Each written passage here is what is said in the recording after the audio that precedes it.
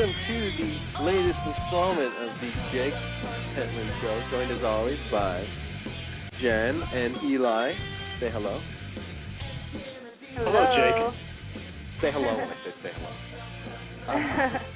So just before we got on air, I had both Eli and Jen tell me that I need to engage them in the conversation more, and that I tend to ramble. And what was it you said, Eli? I don't even take a breath? No, sometimes I said you don't. Oh, she does. Breathe. She said that. Oh, great. Look what happens when I let you two talk. You talk over each other. Well, you asked the wrong person. You should have asked her. All right, specifically you, though, Eli. You have an interesting theory on why you think I talk so much. Because we all agree that I do tend to blabber, yes? I even think that is true. You do blabber, and I kind of, when we first started to become friends, I could understand why you talk really fast, because you want to get as many points across in a very limited amount of time. Because when I first met your family, or knew you had older sisters that were very opinionated, no wonder. I mean, like you have to convey as many points as possible, because you're listened to. Well, you're heard, but you're not listened to a lot of the time. So I know you try to crunch in those things, crunch in as many words as possible, but sometimes you gotta realize that no matter how much you say, it's still not going to make your point, because trying to get people to listen, it's like trying to nail Jell-O to a tree, you know? Nothing sticks, because it really depends on the other person whether or not they want to listen. That's the difficult part and frustrating part. So you're saying that, well, two things. You're saying, one, the reason I get frustrated is because I'm usually arguing with idiots. Yeah. And the reason not idiots, people who don't want to listen. Right. Oh, okay. I shouldn't. I use the word idiot for that. And then the other thing is you're saying that, and this is your theory, not mine, because I don't want to get in trouble with shut my up family. and save airtime. You might as well just say it in one line, and no one's going to listen anyway. Exactly. So. Oh, God. Thank you. And then you think I talk so much because, and that's your theory about my sisters, that you think I wasn't listening to. I just want to clear that that's your theory, because I'll get in trouble for that one. They listen, but I think most people want to decide what they want to listen to. If you're going to talk about a subject matter that might be near and dear to somebody, that they might have a strong opinion about, it's really hard to crack that nut. So that's all I'm saying is it's difficult for people to listen to when they're very passionate about it. For me, whenever you talk about the Israelis and Palestinians, my mind immediately goes into, Jesus, like, Israel's the size of New Jersey. Just let them be, goddammit. Just let them be. Right, the Jews only have a limited amount of space and land to occupy. Just give them that, all right? Right, Without, you get really angry. trying to hear the other opinion. And it's difficult for me to try to listen to the other opinion because I'm so passionate about one side. So but that's, again, this is actually a really interesting point you bring up, because I'm trying to bring back debate and, like, logical conversation. And sometimes you have to get mad. Sometimes you have to have your ideals challenged, and that's the purpose of it. And people do it to me all the time. I don't want to make it sound like I always set the table. I mean, it seems that way, but for instance, when we're talking about Israel and Palestinian, which we're not going to get into today on the air, let me tell you that right now. Or Hitler. Yeah, or Hitler. Eli, you're obviously very passionate. Well, now I know this, so if I ask you a simple question like, well, here's a premise, here's a question to get you thinking, and you react really angrily, then we can't debate. And I'll tell you, most people get really turned off by that. I love it. I think that's, if anything, obvious to me on my Twitter or radio show. I love when people get so psycho, mad, shut off, make no sense, accuse me. I think it's fun because it's kind of like, it's almost like I don't know what it's like. It's like massaging a knot. Like, these people have a knot on their brain, and they're stupid. I mean, they're not stupid, but they have this knot, this blockage that's, like, making them see red, and they're not able to communicate, and I just keep pushing on the knot. And the way you break a knot is you got to push on it, and it hurts. But eventually, you push, and then it relaxes. And then, don't you think your point could come across more to someone who is stubborn like me? If, like, for instance, when you talk about women issues, don't you think if you had a point that, to be conveyed that might be controversial, there's more chance that you'll be listened to if you're a single woman with a child versus, a man who doesn't have children? Yeah, I do. I get that, and I think that's kind of weird because, again, the purpose of debate, I don't start a debate ever saying, "Hey, I'm right here." I mean, I do sometimes as a joke, but for the most part, it's like, "Hey, I'm just asking." Look, the abortion show we did, Jen, you weren't on the staff yet then, right? No, unfortunately, I wasn't yet. But that's a perfect thing because I just asked the question: how should men have rights? And I got a litany of protest and insult. And it was just a simple question. And then when I point out the flaw in the logic that these people had, then I had to take the abuse. But I loved it because all I'm saying, just like this week, we'll get into it later. I got blocked by my sister Jenny. I just found out.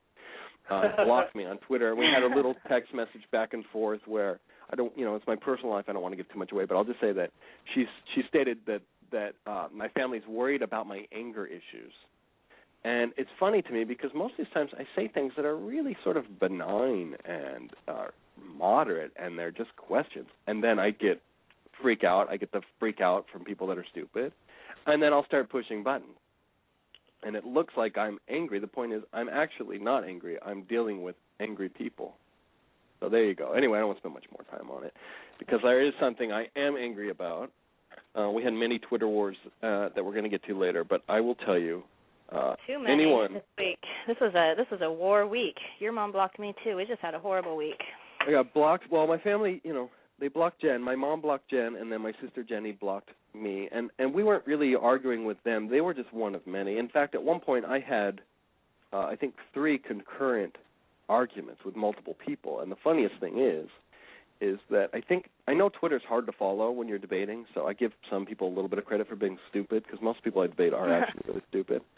But they keep accusing me of changing the subject, and I never understood that. And then I went back and looked, and I realized when I'm talking to person A about one argument, and then I go to person B and counter their argument because I'm like having 3 different arguments at the same time, they don't know, because they're not smart, the people I'm debating usually, that I'm talking to other people. They think I'm changing the subject, when in fact I'm having an entirely different discussion, because when you're arguing with people that aren't that bright, you can argue with 3 or 4 at a time.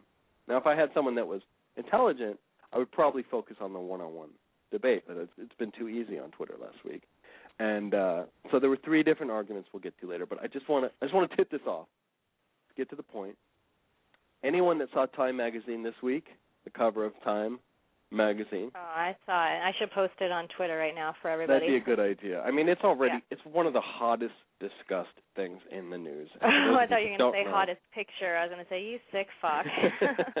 I don't find the picture hot. Now, the mom's hot, but for those of you who don't know what we're talking about, the cover of Time magazine has a woman breastfeeding her son, which, is shocking to some, not to me.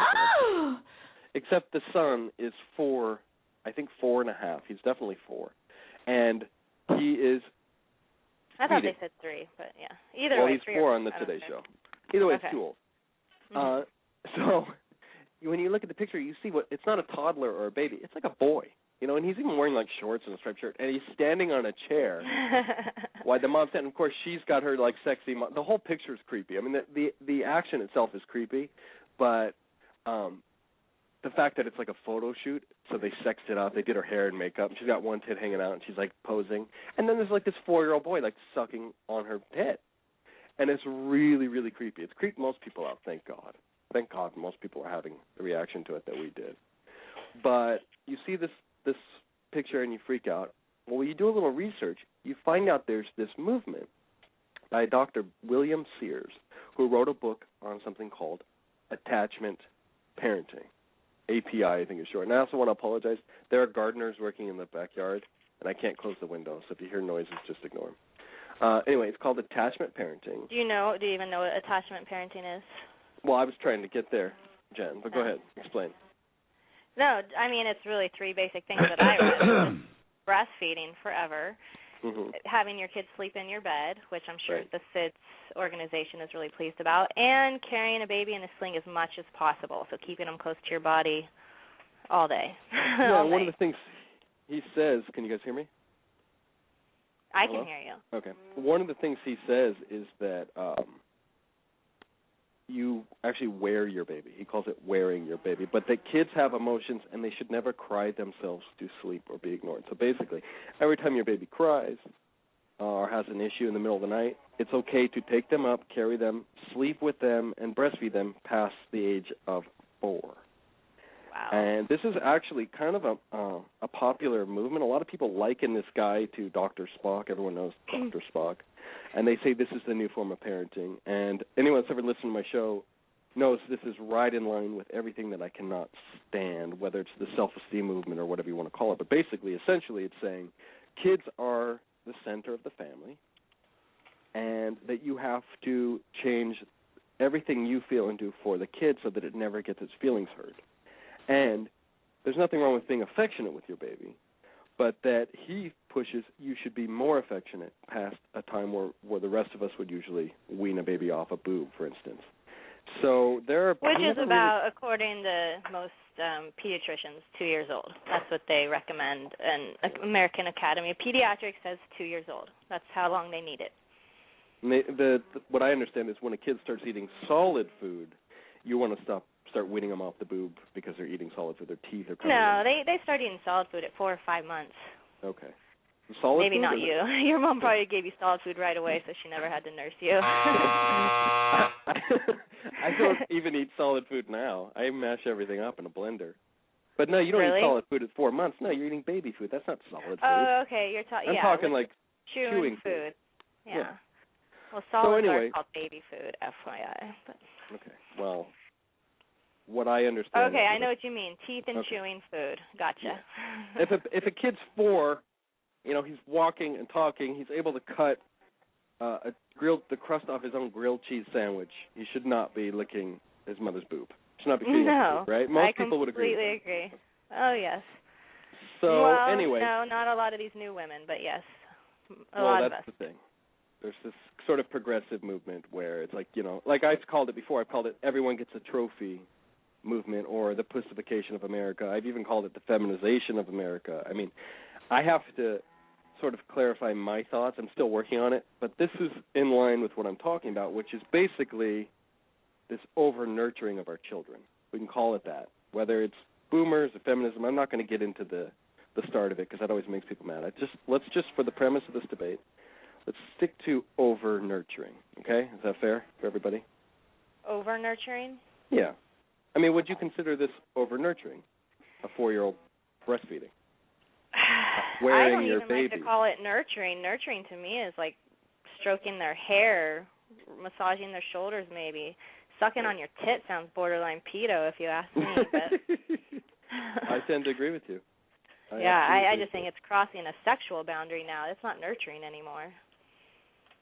I mean, that's obviously one of the arguments, whether it's sexual. But, he obviously, Dr. Sears does not say, you should have sex with your kid. I mean, I'll clarify that. It's just nurturing. But they're going to remember sucking their mom's tit. Do you remember sucking your mom's tit? I do not, actually. I'm not even sure if my mom fed me. Mom, please call in and tell everyone if I was indeed fed. I don't remember, obviously, because my mom... I do know that she didn't do it into the age in which I can remember it, thank God, if she did do it. Yeah. I breastfed mine longer than most of my friends would think is normal, which was 14 and 16 months.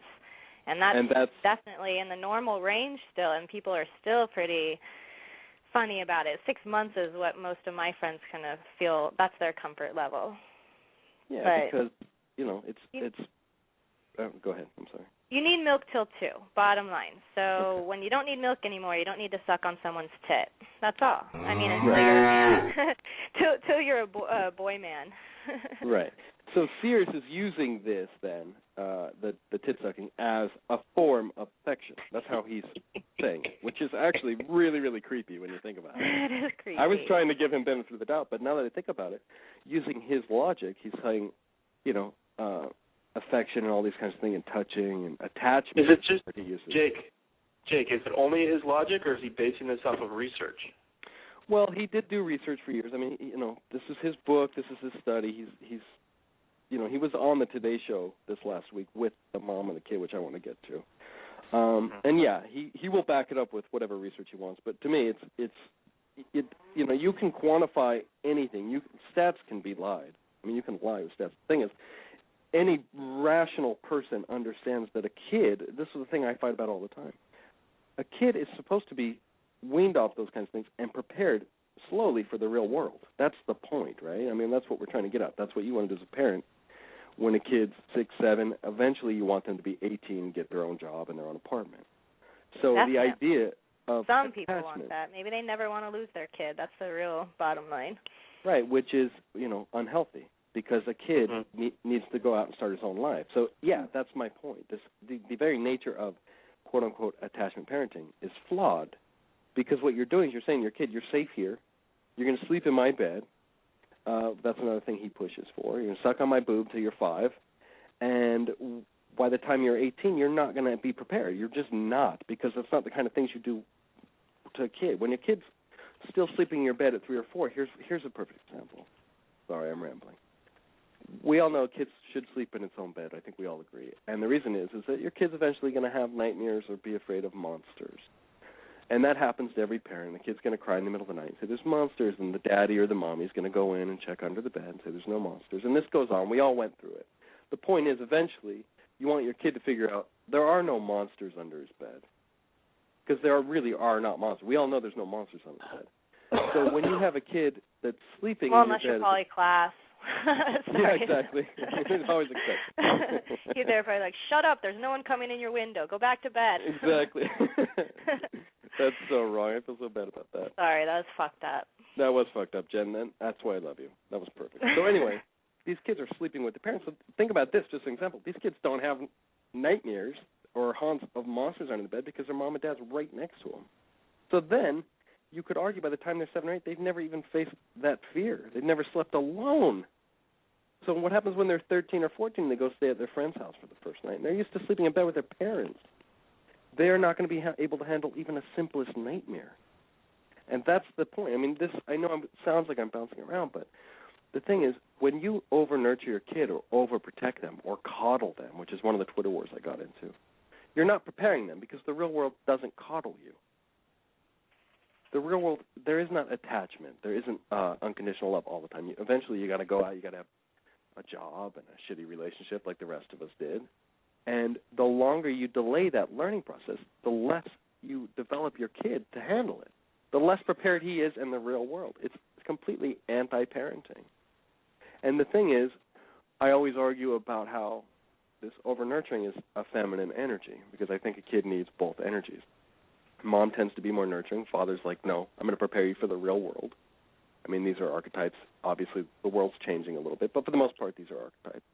And kids need that. They need that balance. They need to be pushed. They need to be challenged. They need to face their fears. And sometimes they get sad, and they need mommy to hug them. If you go one way too much on either side, you're damaging your kid. If you raise them with too much masculine energy and you have them wrestling tigers and you say, hey, find your way home, you're 4, I'm going to drop you off. You always hear those horror stories. That's not good for a kid. The flip side of that... Rape it, basically. Yeah. I mean, seriously. So it's about a balance. It's always about a balance. So this Dr. Sears, this attachment parenting, it's over-feminine. It's feminine energy. I know I'll get in trouble for it, but it is. It's attachment. It's feeling. It's hugging. It's protection. It's sleeping together. It's wearing. It's all these overly nurturing things. So I start doing a little research into this doctor, and guess what? He comes from a single mother. And again, I get in a lot of trouble. There's the phone lines. There they go. I'm not saying single mothers are bad. I'm just saying if it's a single mother situation, there's no male energy to balance that out. There's no dad. Just a single father home, there's no mom. So these doctors... And sometimes there's not a choice in that. That's the part that, everyone's just say, get irritated with you. So there are situations. Do I really need to say... I mean, isn't that... Why do I need to even say that? Because you just have to, Jake. People are that stupid. Okay, thank you. Yes, it is a given. There are people that have no choice in that. They're not going out getting knocked up for no reason and raising them alone. They just... bad situation. Yeah. But you're saying they still need a dad. They need that male influence, period. Well, those kids that don't have dads, well, they'll look for it elsewhere. I mean, look at the studies on kids that don't have dads. Look how many of them join gangs.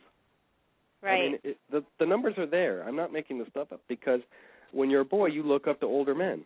It's the same way girls look up to older girls. So when you're 7 or 8 and you don't have a dad and you don't know right from wrong and you start hanging out with a creepy band of 13 and 14-year-old vandal kids, that's how you get into gang life. I'm just glad I wasn't a whore. Yeah, I didn't have too. my dad. But I did look for other male role models, definitely. Well, that's found the thing. them. And you would, right? And you were lucky, right? I hope. And yeah. For the most part. I mean, I didn't turn out great. I turned out great as an adult. My childhood wasn't great. But, yeah, no, I was looking for men in the sense of dads. Right. I found some through church, and, of course, they'll make out with you, too. All right. Sorry to laugh, but, yes, this is what you're making my point. You felt naturally like you wanted a male role model. It was in your biology, yes? Yes, definitely. Yeah. I needed a male role model. I was searching for it. Right. And I wasn't a slut in the process, which I'm thankful for. But that happens too. A lot of girls that don't have dads, they end up being sluts or strippers or all that. On the flip side, kids that only have dads, they'll look for a mom. Right. So and again, and I know it's not by choice, single parent. I'm not saying it's evil to be single parent. What I'm saying is, my premise is that a kid needs both. It needs male and female energy. And whether it's your choice or not, or someone dies, or God forbid, something horrible happens, that's what a kid will look for. Right or wrong, indifferent, that's what a kid will look for. So this theory kind of pisses me off a little bit, because it's almost accusing people like me who didn't sleep with my kid or nurse them till they're 5 that I don't have a good attachment with them, which I do. My kids are pretty obsessed with me for the age, which is normal. I'm their princess. But they didn't sleep with me. They did, the first couple months they sleep in the same room with me, but never in my bed. And the times they did sleep in my bed, no one fucking sleeps. Like, how is that good for anybody? And I know Kathy, who's on hold. No, she's on the air, actually. I'm just going to introduce Kathy, I know that Kathy slept with hers, but it didn't work for me. We couldn't sleep. Kathy, are you there? I'm here. Oh, I love that voice. I'm so excited. I'm going to tell you what the family bed does. Okay. This is what happens. It's not because your kid's so afraid to sleep on their own. Mm-hmm. It's a bonding moment. When I had my son Tom, my first one, he was premature. So they told me to let him sleep with me, to sleep on top of me, actually. And so I did that. And he thrived. He was supposed to be behind, and he walked at 7 months and wrote his name at 18 months. So it was a bonding moment. We would get in bed at night, and I would talk to him and read to him, and he would sleep with us. And when he was 3, I was having Danny already, so Tom went into his own bed. It was never an issue for him. Here's your big boy bed. Okay. And there's so you slept with him till he was 3, and then you got his own room at 3? Then when I had Danny, he slept with me until he was 5. Okay. Because he liked it more. He didn't want to leave the bed. And we would talk and do things. And when I had my third son, Sam, he slept with me till he was 6. Mm-hmm. And now he's 10. It's never been an issue. I say, okay, do you want to go in a big boy bed? Yeah. Okay, now you go in a big boy bed. Well, no, a kid's going to want to stay in bed with you. Naturally, well, no, yeah, but if they got to the point, and even my physician said to me, I've never met a kid who's in junior high who still sleeps with his parents. Right, because eventually they get older and independent, and that's just creepy. If you're sleeping with your 15-year-old son, I don't think anyone... Well, then, yeah, you're getting weird, Right. But, it definitely was and it's not for everybody, and he even said that to me. If you're losing sleep, the child's losing sleep, then it's not meant for you. Yeah, we didn't sleep, and so, baby, I need to make this clear. It increases the chances of SIDS by 50% if people are sleeping with their baby in their bed. So I would never advocate it. I don't think that's true. I was told opposite. They even say if you have a kid who's but that was 20 years ago. Technology and evidence, they've done research, and the firefighters and police always ask, where was your baby sleeping? And so that's how they get their data. And over the years, they've accumulated enough data to say when they sleep with you, it increases your chance by this much. So I just don't want to advocate baby sleeping the way Dr. Sears does. And 50%, your kids didn't have SIDS. I just think it increases it. You don't see that. Just like they have them back sleep now. They have your kids on the back. When we were babies, they had us on our belly. Yep. They learned that us being on our belly had a higher increase in SIDS. And my granddaughter sleeps in bed with my son. Same thing. Sleeps with my granddaughter. I have a granddaughter. Okay. She's 1 year old, and she now sleeps in bed with them. So I skipped the baby stages, period, because of the SIDS risk, and then it came to the point of they're having the bad dreams, that, you know, even 1.5 having little baby night terrors, or, you know, 2 when they can get out of bed. And I still didn't do it because it just wasn't, we weren't used to it. We never had done it. Right. And I read Baby Wise. I would never be one to say everybody should do it. I think you do what works for you. It works for me. I mean, I know it worked for you, but you know, it's hard to not, you know, without interviewing your kids or talking to them, to know whether or not it worked for them. Of course, they're going to tell you it did, but do you think there's any side effect or anything to it? I mean, is there ever a time when you see your kid and maybe behaving a certain way and you think, oh, maybe I let them sleep in the bed too long? Maybe they're a little too attached or codependent? Absolutely not. There's no side effect. No. I would say maybe I'm closer to them. You know, I think they come to me with things. Closer than what? Than people that didn't sleep with their kids? I don't know. I can't base it on that because I don't know. But I know that I'm a hands-on parent, too, so that could have something to do with it. But Sam's never had nightmares. He's never, even when his brother was murdered, he didn't. He sleeps through the night. He's not. So they had no problem transitioning into their beds? None whatsoever. And they're not babyish kids, you know, like you would think maybe they would be babyish, or not at all. It's the total opposite for all of them. Do you feel like they have a healthy understanding of, it's such a tough question. Your husband's around, yes? For the first two, when they were little. For right. The first 2, yeah. And the husband, what happened? Because I saw we got in a Twitter war this week, and that your husband left after you had 6 kids or something? No, that's my mom. No, her dad. That's my mom. Okay. Sorry, I get so confused. So your husband, you're not married anymore? No. Okay. And where's the husband with the kids? The first 2 kids have one dad, and then the little one has a different dad who is around. Okay. The older 2, I was with him till the kids were, you know, the oldest one was 10, so he was there. He slept in the bed with us. Okay. And do they still have a relationship with him? Yeah. I wouldn't say it's the best one, but yeah, they do. Was he not a good dad? No, not really. Not the best. The little one has an excellent father who's involved every single day, hands-on, and all of that. But they're not the type of kids who, I got to be with mom all the time, or, you know. Well, because I know you and I get in a lot of fights when I talk about. What's that? Well, would you feel the same way if as a girl? Because, like, I keep thinking, like, we're thinking boys. She had boys, I had boys, and I slept with my mom, honestly, till I was 12. Me and my sister would take turns. We had a schedule. But she was single. There was no husband. So, I don't know. She just let us. I don't know. It's hard for me because I'm a man, and I was a boy, and I was raised, you know, the way I was raised, and I have my perspective that way. So it's hard for me really to speak on what's good for a little girl. I mean, and I really don't think it's, you know, I don't think I can, to be honest with you. But I can tell you about a boy.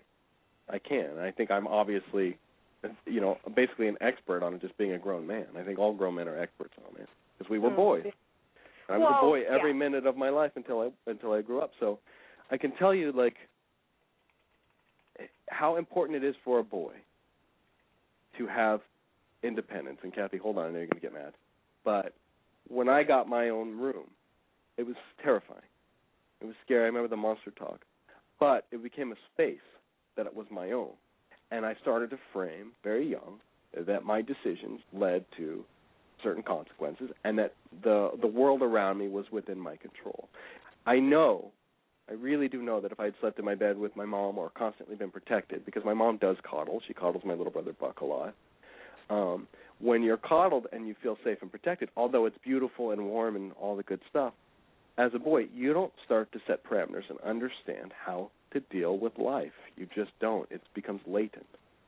And I can tell you very seriously, at 18 or 19, a lot of things I was behind developmentally than other boys because I have the older sisters and my mother. And my dad was around, but there were just certain things that I didn't understand. And now as I get older and I've been around other people and I've learned, I can see that one thing I'm very angry about is that when you're coddled and protected, it's basically, in so many words, the mother or father saying, I don't think you're able to take care of yourself.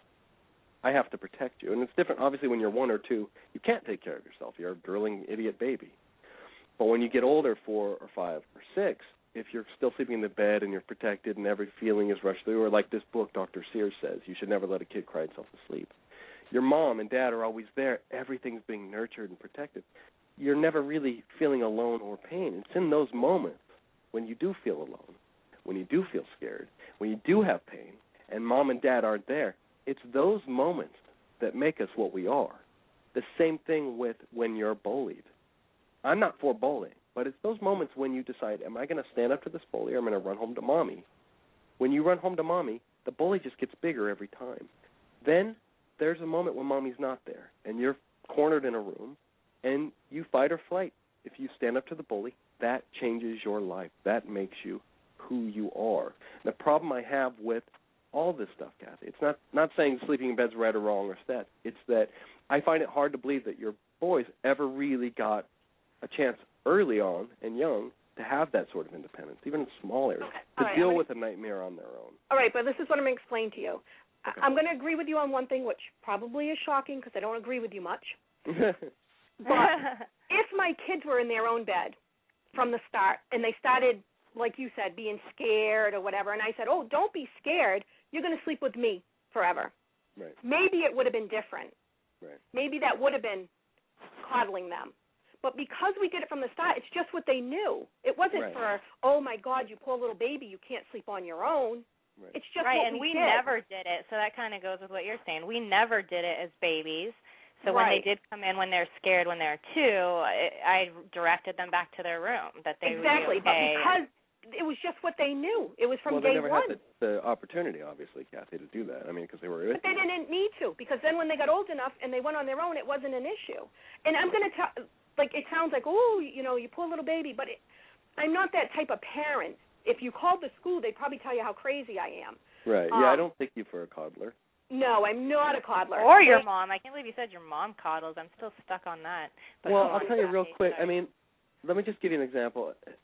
We got a little time, so I'm just going to go into it. Here's a perfect example of what I'm talking about. My little brother, Buck, awesome kid. My mom's a great mom. I didn't say she's a bad mom. But Buck he was 13, and he saw a commercial for, like, one of the Saw movies, okay? And he got scared. The movie, like, they're ripping heads off. And he got scared, and she felt him and clutch her arm, and my mom being protective, you know, she's a good mom, felt like, you know, he's scared, I got to talk him down. Well, her way of calming him down was to never let him see scary movies. And then it got to the point where he would see these commercials and get scared. And she told him, because he wanted to go to a scary movie to face it, and she didn't want him to be scared. She told him, if you go to a movie and you get too scared, studies show that if you get too scared, you can have a heart attack and die from shock. Okay? Now, this is coddling. This is why I'm angry.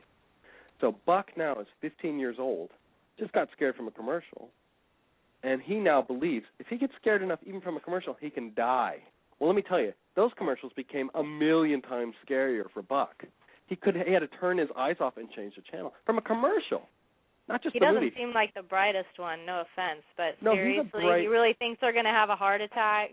No, well, you're 13 years old. You listen to your parents. That's why we have a responsibility with our kids. When your mother or father tells you something at 13, yeah, of course you believe it. Your parents are God. They brought into the world that you believe them. You don't think at 13. That's like at 13. That's when I rebelled. That's when I didn't listen to anything my mom said. He's been coddled, so he's never rebelled. I mean, he's 16, 17 now. He's starting to rebel. I didn't rebel until I was 33 on this radio show, but he now is terrified of movies, okay? Let me just tell you something. When you try and protect somebody from fear, from shielding them from the fear, you make that fear 1,000,000 times bigger.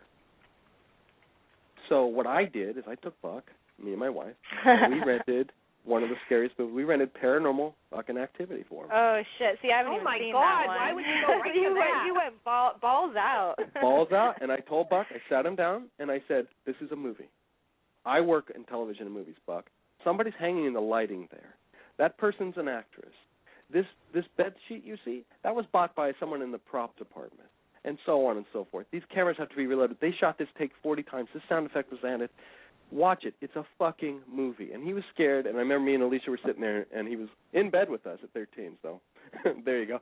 But he's like literally cuddling us, and he's squeezing me and Alicia, and about halfway through, he starts kind of laughing because he sees how scared he is. Well, scary movies are fun, you fucking idiots. That's what's fun about a scary movie. You get scared, you're cuddling, oh, my God, don't go in there.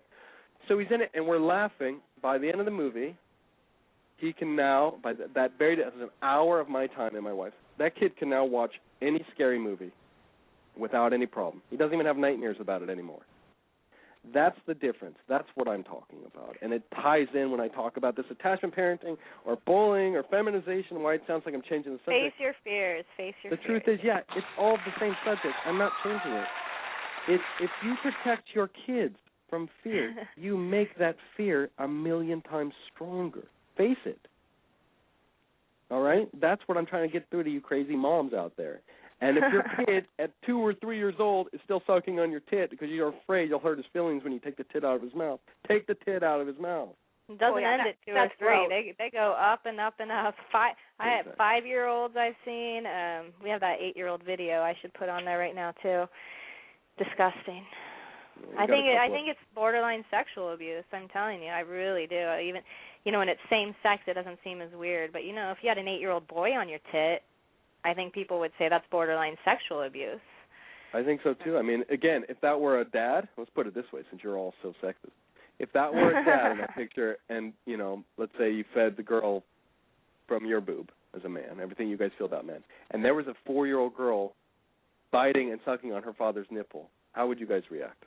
Those of you that are okay with this would think this way. You freak out. He'd be a peder-ass.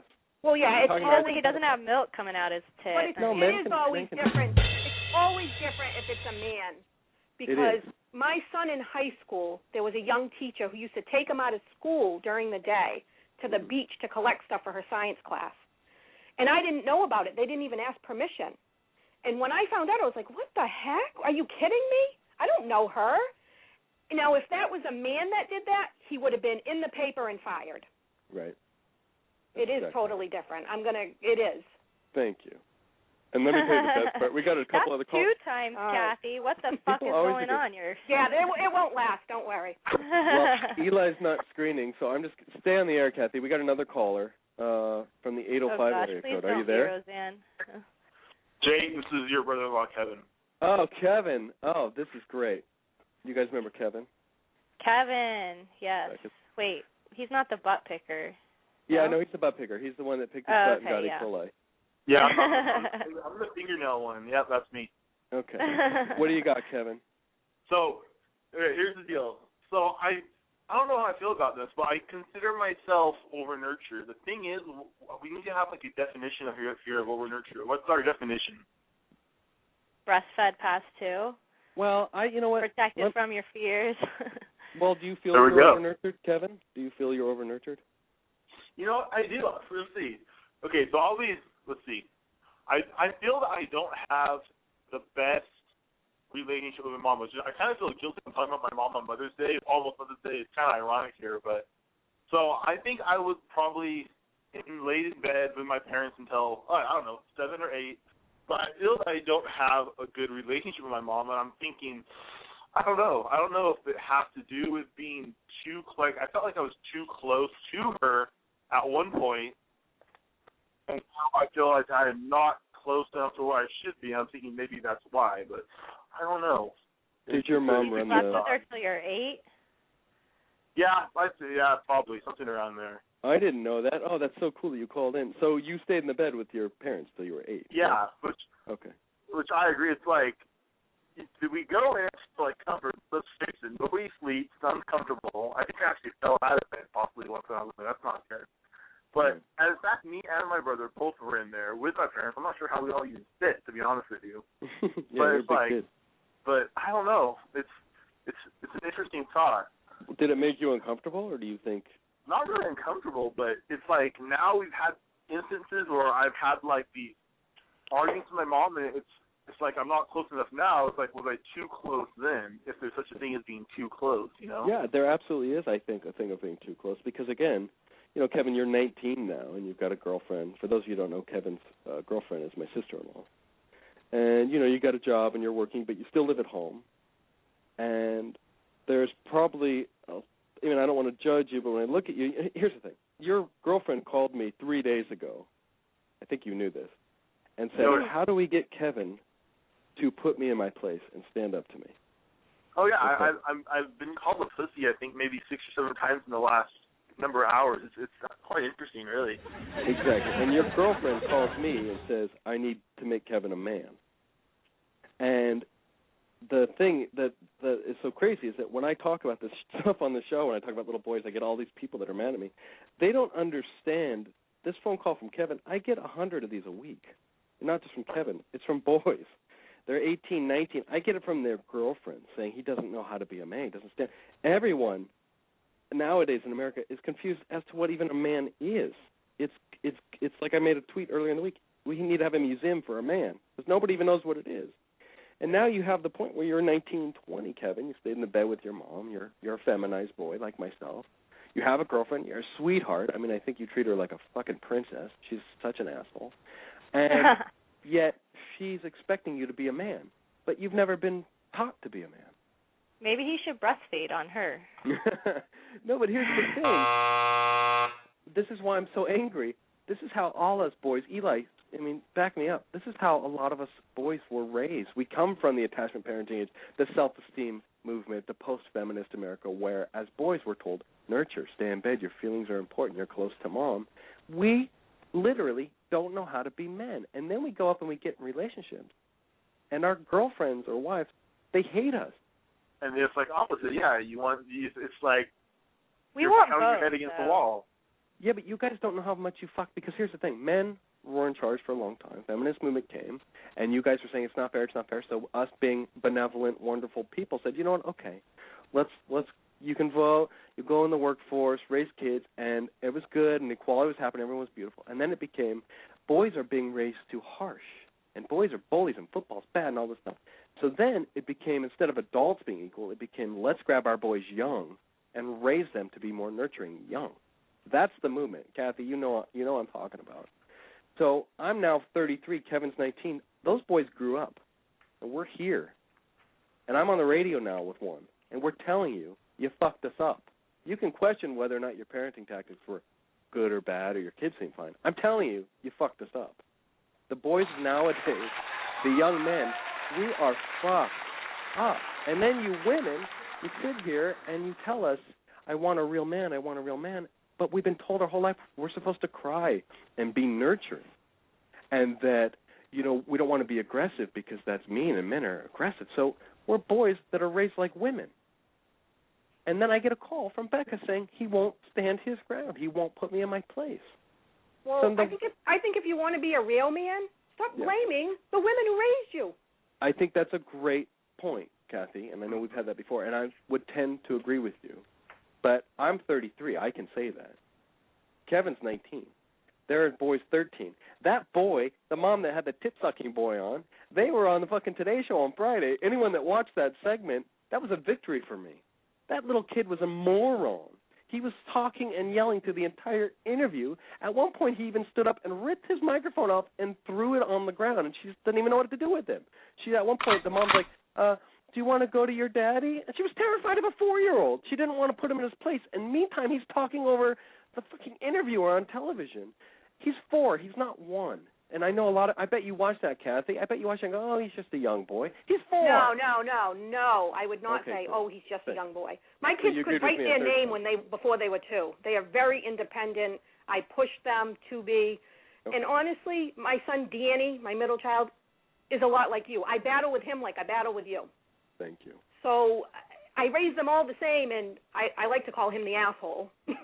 I would love him to call into my show. Dear Lord. Because I'll get the truth out, because you're not going to tell me the whole truth. I'll talk to him. I will have him call next week. Okay, great. But let me finish. I'm not sitting here saying, again, I'm not blaming women. I'm blaming a progressive movement. And when you're a kid and you're raised, you have every right to blame your parents the way you're raised, because that's how the foundation of how you've grown up. That's what you understand, right versus wrong. Those are the relationships. Everything's fostered in those young ages. You have absolutely every right to blame your parents and society when you're a kid. And I don't think it's fair to say, well, be a man and get over it. I agree on some level, yeah, you have to eventually make your own way. But we're not even allowed to get angry about it first. And I think that's unfair. I think all these boys that are angry, watch the movie Fight Club. this is not my theory. It's in there. He even says in the movie, we're a generation of men raised by women. That's one of the great lines from Tyler Durden. It's this seething undertone, and a lot of boys and men, we don't even know why we're angry. So to sit there and say, just get over it, you can't really skip the step of getting angry. And in fact, it's 33 when I tell you guys little things, like I talk to a lot of women on Twitter, and I just say casual things, you guys freak out. So we're not even allowed to tell you, hey, you guys kind of fucked up, which you guys always talk about how nurturing you are and how much better listeners women are. I haven't seen it. Because I brought this up for a year and a half or 2 years to my family, to you guys. I haven't done it in a bad way, and I get this sort of insult. You haven't done it in a bad way. I haven't. I've done it in a very loving, nurturing way. Sure, and sweet, kind way. No. You want me to coddle you, Jake? See, this is perfect. This is what I'm talking about.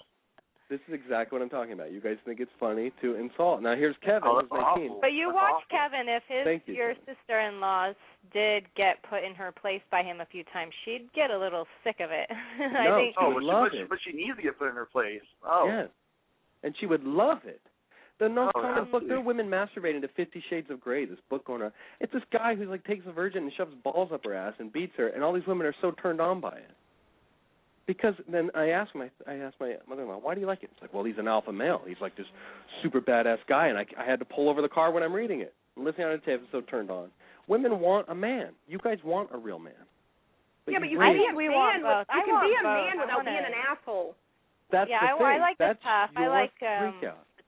But not the I wanted both. I want sensitive and tough, which is hard. It's a hard balance to get. So I'm going to just nurse my kids till they're 3. But look at Kevin. Here's the thing with Kevin. It's unfair of Becca to sit here and call me and ask me how should my boyfriend put me in place. You guys don't understand when you're a man. Being a man is an important thing. Being seen as a man is important. So when your girl's calling another guy, it hurts in a way you guys don't understand. So the fact that Kevin's girlfriend is calling his big older brother, whatever I am, asking him man advice is, first of all, it's very insulting to him. And second of all, it's not fair of her to need him to put in her place. She should stop being an asshole. It's not his place in a relationship. The point is, these kids, myself, Kevin, boys, Eli, we really don't have the tools, and we are not prepared for the real world. And it's not something you guys should sit here and call me a crybaby over or insult me or call me, oh, poor Jake, you want coddled. I'm trying to tell you, I'm trying to help you guys be better parents. I'm trying to save a next generation of boys. I have a boy right now privately messaging me who tried to kill himself 2 days ago. Okay? This is serious shit. This isn't a joke. I know I joke around. This is serious, serious shit. You have boys literally being told that everything natural about them is wrong, that aggression is wrong. And, Jen, you and I have had a lot of talks. Admit this for me. You kind of were a little pussifying your boys, and you said that since talking to me it's changed a little bit. Yes? It has, not just you, so pop your ego. No, I don't. I'm just saying.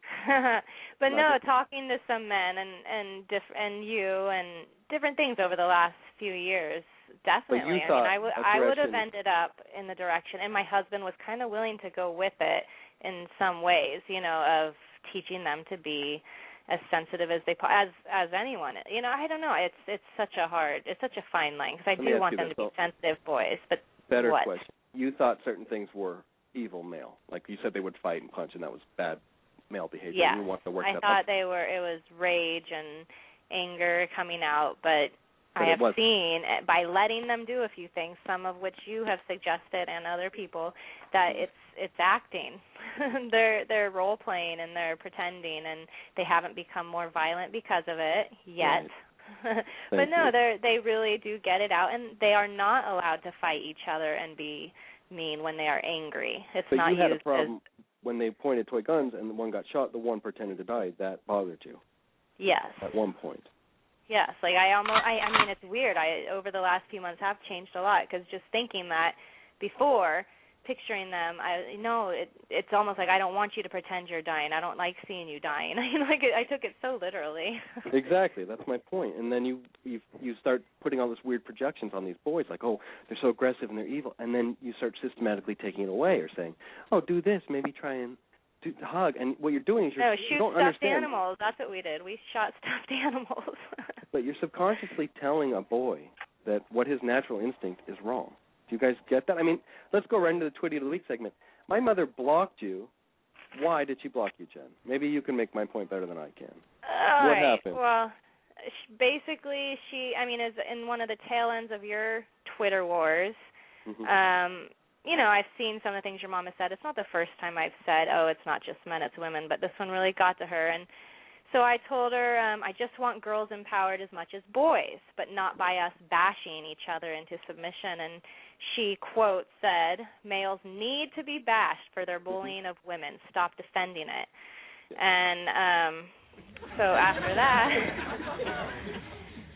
that, I said, I don't want to bash males and create angry bashing males, a vicious cycle we will create. And she said, you have criticism mixed up with bashing. Like I didn't hear her just say to bash them. She ordered me to. So what got me blocked was when I said, you have 5 grandsons, 2 sons. You want them bashed? Not me. Just raised to respect and lift women up. So there's a side of me that I totally support what your mom and Jenny and all of them say. Women, I believe, have been oppressed and do need a little more help to be confident and, feel that they can also be good in math, as one example. But not by bashing men down. That's where I've grown and learned. Like by me saying men are stupid, it doesn't make us smarter. It just is putting them down and I don't know. I got fucking blocked for that. She said I'm making them feel entitled to avoid all criticism, and overprotective women create misogynists. Bye. And now it's over. and keep going, because that's the point. It's, again, maybe I know I get angry and not clear, but you just said it.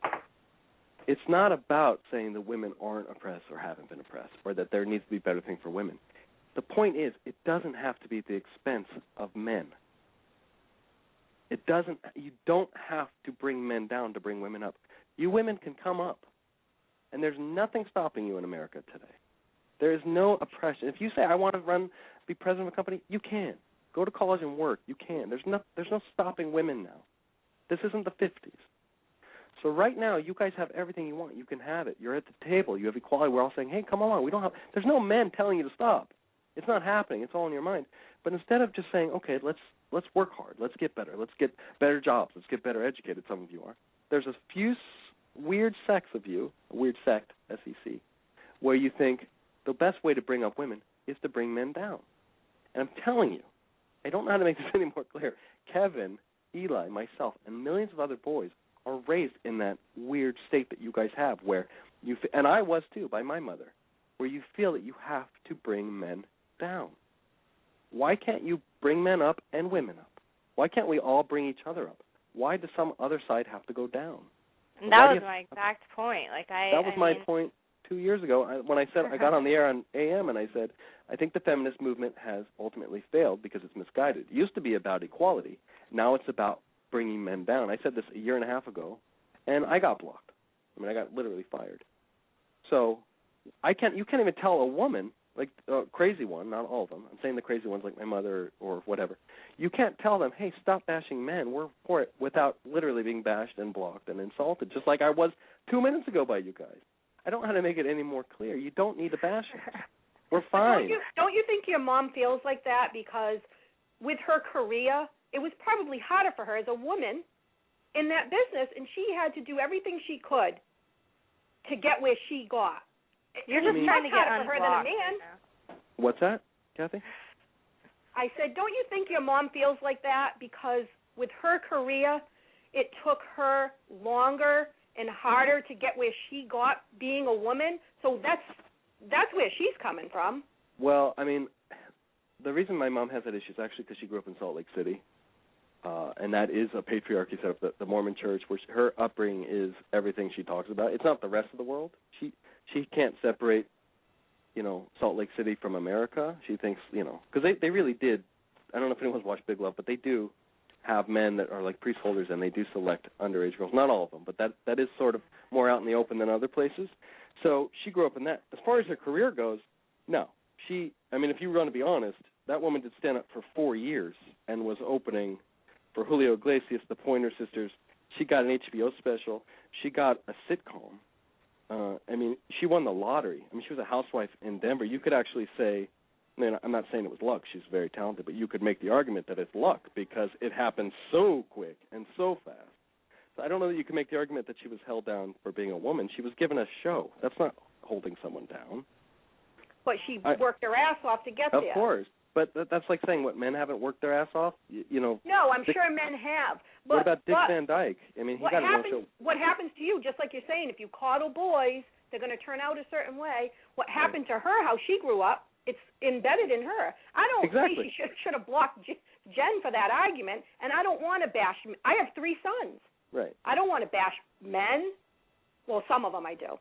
But again, that's the point. Like, I think she's generalizing all men with the some that are assholes, because there are chauvinistic, dickhead assholes like in Utah or whatever, and molesters and rapists who I guess you can blame that all on oppressed by being nurtured by their mother. No, I mean, there's fucked up people on both sexes. I mean, we all know that. Right. It's pointless to even go there. The thing is, again, you guys told, this is so funny. You guys told me, Kathy, you said it best, stop being a man or be a man and stop blaming your parents and your childhood. But then 30 seconds ago, you just said my mom had a bad childhood and that's what she is. So it's okay for her to do it? What happens to you when you grow up is embedded in you.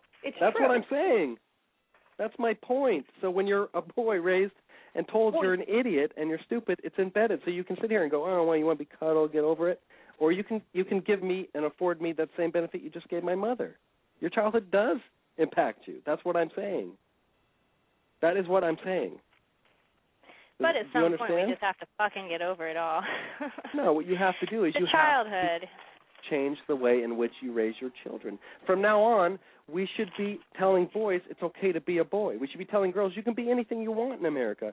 There's no one stopping you. Get an education. You don't have to spend your time bashing men. You're good at math. You're just equal. You're as smart as men.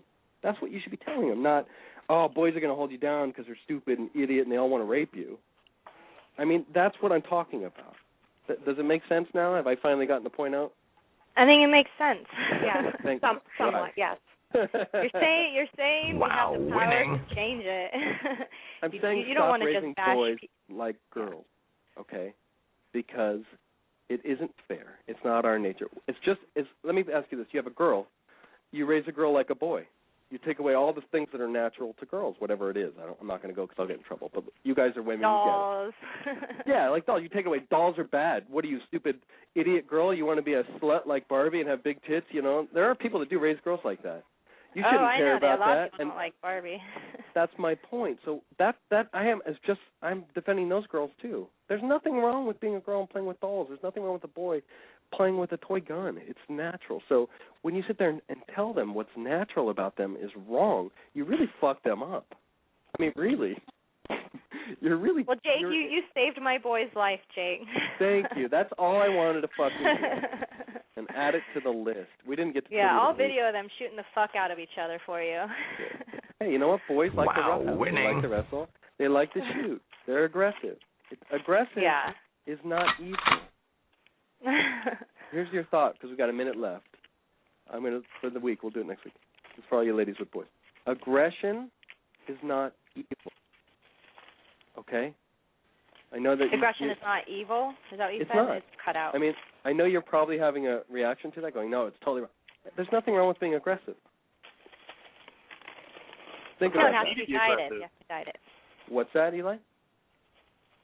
Not Eli, it's Kevin. Sometimes you have to be aggressive. You still need it. The world is aggressive. I mean, you go home and you all have a nice steak dinner. You think that cow was nurtured and slept in bed with its parents till it was 2 years old? I nurture every cow before I kill it. Yeah, I'm sure you did. No, it was violently, aggressively attacked, and that's how you survive. I have to tell you, the one that was nurtured, I could barely eat, so... Good. All right. Well, we were all around, but I think I finally got through to a couple women, everybody. It can be done. There's my Idiot of the Week. Oh, I hate this show. Anyway, we'll talk next week, everybody, actually. Thank you for listening, Kathy. Sure. All right. Yeah, thanks, Kathy and Kevin. Thank you, Kevin. Let's get back to FIFA. Come back. Good. Thanks, Eli.